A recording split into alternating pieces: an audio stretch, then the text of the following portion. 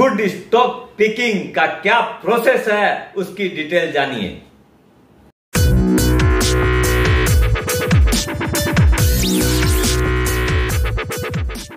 सुप्रभात दोस्तों, आप सभी का एसके हेल्थ एंड वेल्थ में स्वागत है।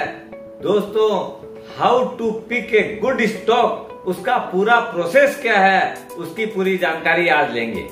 दोस्तों, आप लोगों ने देखा होगा हर इन्वेस्टर की जिंदगी में आदमी मैक्सिमम जो स्टॉक खरीदता है वो या तो टिप्स के ऊपर खरीदता है, वो फ्रेंड्स हो चाहे फैमिली मेंबर्स हो, ब्रोकर का रिकमेंडेशन आता है, र्यूमर्स के ऊपर लेता है, या हो सकता है स्टॉक रिसर्च रिपोर्ट पे लेता है। ऐसी बहुत सारी चीजें हैं और एक सबसे बेस्ट पार्ट अपनी गट फीलिंग आती है। ये सब जितनी भी चीजें अलग अलग तरीके से आदमी स्टॉक लेता है, लेकिन उसका सही प्रोसेस क्या है वो मैं आपको बताऊंगा। दोस्तों, स्टॉक जो है वो बेसिकली उसका नेचर जो है ना वो रिस्क प्रोन है, इसलिए उस रिस्क को जितना कम करके अपने इस ढंग से स्टॉक पिकिंग करेंगे कि उसका एवोल्यूशन करेंगे कि अपने लॉन्ग टर्म में ना उसका अपने को बढ़िया रिटर्न मिले। Identifying and investing in quality stocks is not that easy. इतना आसान काम नहीं है दोस्तों, नहीं तो सबको ही कर लेते, सबको ही रुपया कमा लेते। लॉन्ग टर्म वेल्थ क्रिएट करने के लिए वो जो हीरे हैं उनको चुनने पड़ते हैं। जब से स्टॉक मार्केट का जन्म हुआ है तब से उस टाइम के इन्वेस्टर भी, आज का इन्वेस्टर भी और आने वाले युग का भी इन्वेस्टर जो है इस दुविधा में रहता है कि मैं कौन सा स्टॉक लूं जिससे मेरा रुपया भी सेफ रहे और आने वाले दिनों में मुझे अच्छी रिटर्न्स मिले। इसलिए अब अपने मुद्दे की बात पे आते हैं कि वो ऐसा कौन सा प्रोसेस है जिससे अपने सेफली वो चीजें खरीद सके। इस चीज के अंदर सबसे पहला जो प्रोसेस आता है वो है कंपनी का फाइनेंशियल स्टेटमेंट। क्यों कि जब तक उसके फाइनेंस के बारे में अपने नहीं इन्वेस्टिगेट करेंगे तब तक अपने कंपनी क्या पोजीशन में खड़ी है कैसे पता चलेगा। दोस्तों, हमेशा उस सेक्टर को या उस बिजनेस को प्रेफरेंस देनी चाहिए जिसके साथ हो सकता है आप जुड़े हुए हो या उसके बारे में कुछ एक्सपीरियंस रखते हो। क्यों कि एक एडेड एडवांटेज रहती है कि वो किस तरीके से काम कर रही है, तो आप उन कंपनियों में इजीली इन्वेस्ट कर पाएंगे। अब उन फैक्टर्स के बारे में बात करेंगे जिनको आपको चुन चुन के देखना है, चुन चुन के खरीदना है। वो है पहला फैक्टर, वो है ईपीएस, अर्निंग पर शेयर। ये वो चीज है जो कि कमाई कितना रुपया पर शेयर कंपनी कर रही है ये डिफाइन करता है। मार्केट हमेशा उन कंपनियों को वैल्यू देता है जिस कंपनियों का ईपीएस का ग्रोथ अच्छा रहता है ईयर ऑन ईयर, और जिस कंपनियों का ईपीएस नेगेटिव हो जाता है या जहां पर उसका नेगेटिव इम्पैक्ट दिखता है, लॉस में दिखती है तो ईपीएस नेगेटिव हो जाती है, वो कंपनियां मार्केट में कभी भी परफॉर्म नहीं कर सकती है। इसलिए always have a positive EPS की ही कंपनी और अच्छी ईपीएस की कंपनी लेनी चाहिए। दूसरा फैक्टर आता है डिविडेंड यील्ड। आप देखते हैं जो प्रॉफिट अपनी कंपनी जो शेयर करती है शेयर होल्डर के साथ, उसको डिविडेंड बोलते हैं। ये जो कैश फ्लो में से कैश पे आउट करती है कंपनी का management with the share holder, जो ओनर है कंपनी के उनके साथ, उसको बोलते हैं डिविडेंड। जो कंपनी जिसका कैश फ्लो बहुत अच्छा रहता है वही कंपनियां अच्छा डिविडेंड दे पाती है। यूजुअली कंपनी साल में एक बार डिविडेंड देती है, एनुअल डिविडेंड, लेकिन आजकल तो ट्रेंड चल गया है कि इंतरिम भी डिविडेंड दिया जाता है जब बहुत अच्छा कंपनी परफॉर्म करती है। और कई कंपनियां जैसे आईटी की कंपनियां तो यूजुअली एवरी क्वार्टर में ही पे आउट देती है शेयर होल्डर को।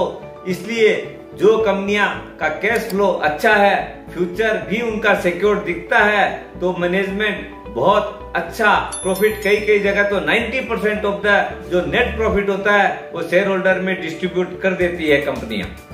दोस्तों, मार्केट भी हमेशा जो कंपनी अच्छा डिविडेंड और रेगुलर डिविडेंड देती है उनको हमेशा अच्छा प्राइस, अच्छी डिस्काउंटिंग देती है मार्केट में। क्यों कि लोगों को विश्वास रहता है कि ये शेयर जो है अच्छी कमाई डिविडेंड के रूप में देगा। मैं आपको एक एग्जांपल देता हूं, जैसे आईटीसी, ये जो कंपनी है अभी भाव चलता है 215-20 रुपया का, और आप देखेंगे डिविडेंड दे रही है 11 रुपए के आसपास। इसका मतलब आपका डिविडेंड यील्ड हो गया 5.5% का, जो कि आज के दिन बैंक में एफडी इंटरेस्ट रेट से भी ज्यादा है। और अपना जो भावों का एप्रिसिएशन है वो अलग है। ऐसा सेफ स्टॉक और कहाँ मिलेगा?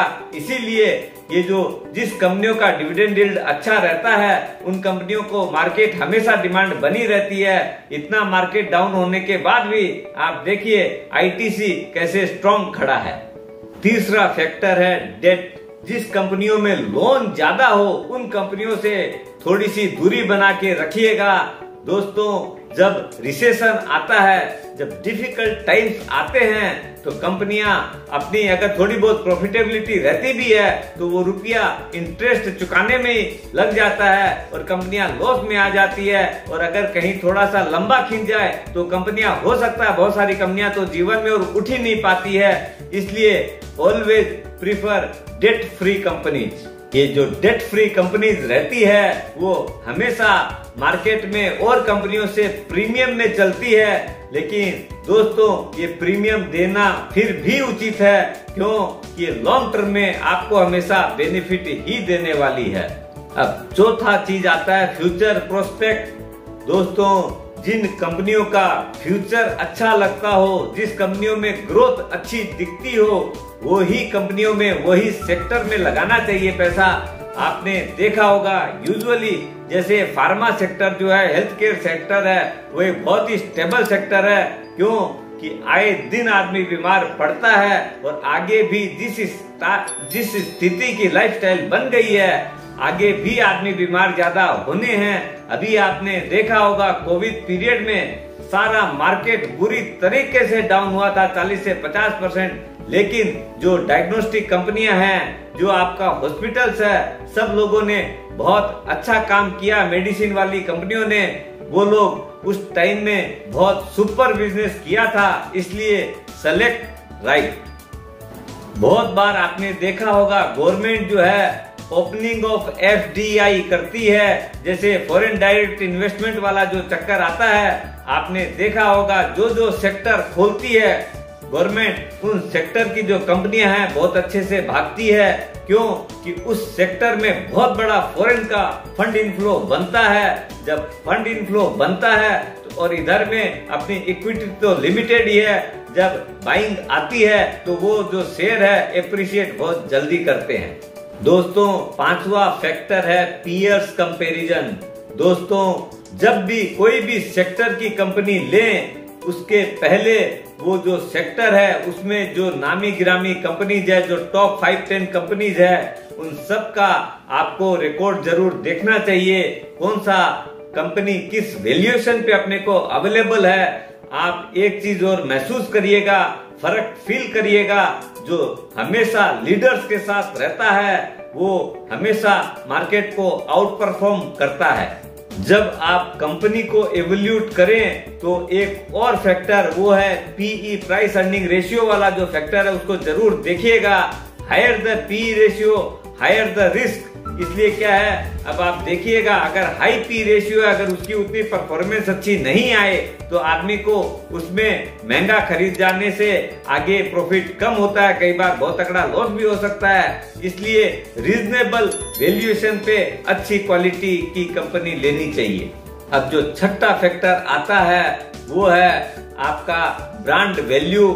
जिस कंपनी की जितनी अच्छी ब्रांड वैल्यू है, स्ट्रॉन्ग इमेज है, उस कंपनी को उतना ही फायदा मिलता है। अब मैं आपको उसका भी एग्जांपल देता हूं। दोस्तों, अभी जैसे क्रूड ऑयल वगैरह का प्राइस बहुत तगड़ा बढ़ा तो हर कंपनी का रॉ मटेरियल का कॉस्ट जो है वो बढ़ गया, लेकिन जो छोटी मोटी कंपनियां हैं वो उतना प्राइस बढ़ा नहीं पाती है। लेकिन जो लीडर्स हैं, जैसे आपका नेस्ले हुआ, एशियन पेंट्स है, पिडिलाइट है, ये सब जो कंपनियां हैं, जितना इन लोग का रॉ मटेरियल का कॉस्ट जितना परसेंटेज वाइज बढ़ता है, इन लोग टेंटेटिवली उतना ही रुपया जो है ना कंज्यूमर को पास ऑन कर देते हैं, क्योंकि इनकी स्ट्रॉन्ग ब्रांड इमेज मार्केट में काम करती है। तो इसलिए इन लोग का जो प्रॉफिट मार्जिन है वो स्क्वीज नहीं होता है, कम नहीं होता है, तो उनकी प्रॉफिटेबिलिटी बनी रह जाती है। इसलिए always remain with the strong leader. दोस्तों, अगला फैक्टर आता है एडॉप्शन ऑफ टेक्नोलॉजी। जो कंपनियां अपने समय के साथ नहीं चलती है या अपने फ्यूचर को देख के काम नहीं करती है, वो कंपनियां पेरिस हो जाती है, वेनिस हो जाती है। आपको उसका एग्जांपल मैं देता हूँ। 3 ब्रांड ऐसा बोलूंगा जिनका नाम आप सुन के बोलेंगे अरे हाँ ये तो ऐसा था।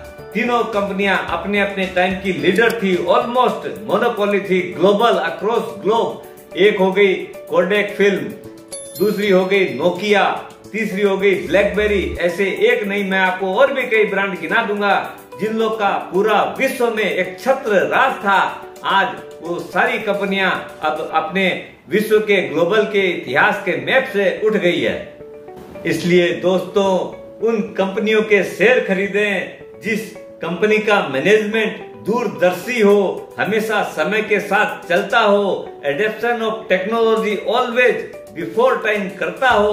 वहीं पे आपको मैनेजमेंट की इंटीग्रिटी दिखेगी, वहां पर मैनेजमेंट की क्वालिटी दिखेगी। और हमेशा भले 2 पैसा ज्यादा लगे, क्वालिटी मैनेजमेंट की ही चीजें लेनी चाहिए। क्यों कि उसमें कोई कॉम्प्रोमाइज नहीं करना चाहिए।